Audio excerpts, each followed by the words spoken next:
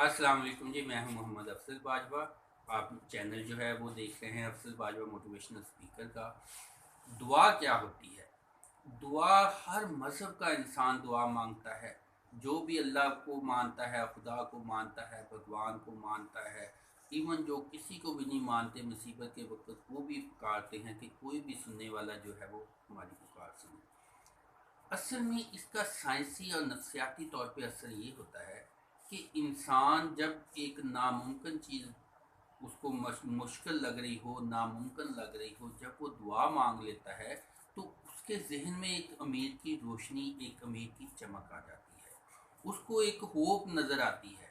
उम्मीद के सहारे दुनिया कायम है, और वो उम्मीद जो होती है उसी की वजह से उसमें एक स्ट्रगल का, जीने का, कोशिश का जज्बा पैदा होता है। ये तो एक साइंटिफिक इफेक्ट है। जब दुआ इंसान मांगता है तो उसका ईमान होता है तो वो दुआ मांगता है। अगर वो दुआ मांगना ख़त्म कर दे तो एक तरह से उसका ईमान ख़त्म हो जाता है। वो अपने आप को तन्हा फील करता है, अकेला महसूस करता है। जब वो अपने आप को अकेला महसूस करता है उसका दिल बेचैन हो जाता है, उसका चैन, सुकून, इत्मीनान छिन जाता है। वो चाहता है कि सारा कुछ वो खुद कंट्रोल करेगा, वो सारा अपनी ज़िम्मे ले लेता है। जब जिम्मेदारी डाली जाती है किसी के ऊपर तो वो उसको बेचैन कर देती है। लिहाजा दुआ मांगा करें, अल्लाह ताला को अपना हामी और नासिर, मददगार मान के उसके ऊपर ज़िम्मेदारियाँ डाल दें। वो ज़िम्मेदारियाँ जो आप नहीं उठा सकते, जो आप कंट्रोल नहीं कर सकते, वो सारा कुछ अल्लाह के सुपुर्द कर दिया करें। ख़ास कर सोते वक़्त, ख़ास कर उस वक़्त जब आप बेयारो मददगार खुद को महसूस करें, जब आप समझें कि आपके बस में नहीं है, जब आप कुछ कंट्रोल नहीं कर पाते, तो उसे अल्लाह के सुपुर्द कर दिया करें। अल्लाह ताला अपनी गैबी ताकतों से आपको तहफ़्फ़ुज़, सुकून और दिल को इत्मीनान अता फरमाएगा। होना जो है वो फिर भी उसकी मर्ज़ी के मुताबिक होना है, लेकिन जो बेचैनी है वो इंसान को तबाह कर देती है। ख़तरात, कहते हैं ना कि जिन से जन बुरा, यानी कि जो ख़तरा होता है वो इतना दुखी नहीं करता, जो उसको फील करने का अंदाज होता है वो इंसान को परेशान कर देता है, वो उसको खौफज़दा कर देता है। जैसे किसी का मरीज़ हो, वो जब तक वो मरीज़ का इलाज करता है, कोशिश करता है, स्ट्रगल करता है, वो परेशान रहता है। जब मरीज़ को सेहत मिल जाए या खुदा ना खास्ता उसकी मौत हो जाए तो पिछले जो होते हैं उनको सब्र मिल जाता है।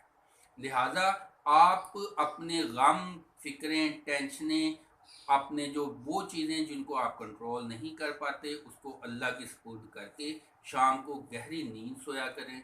मुस्तकबिल की, माजी की, फ्यूचर की जो गमें फ़िक्रें हैं, जो आप, वो सारा कुछ अल्लाह के सुपुर्द करके ऐसे दिमाग को पुरसकून करके सोया करें। और कोई भी काम है दिन में जब भी कर रहे हों तो बहुत सारी चीज़ें होती हैं जो आपके करने की नहीं होती, उनको अपने ऊपर ना सवार किया करें। आपका काम है, एक पौधा है उसको पानी देना, बीज बोना, उसके लिए केयर करना। अब उसको दरख्त बनाना ना बनाना, फल फूल लगना ना लगना, ये आपका काम नहीं है। इसके मतलब आपने सोचना नहीं है, अपने फ़िक्र नहीं करनी है, आपने उसके माजी में जो जो नुकसान हो गए हैं उनको नहीं सोचना।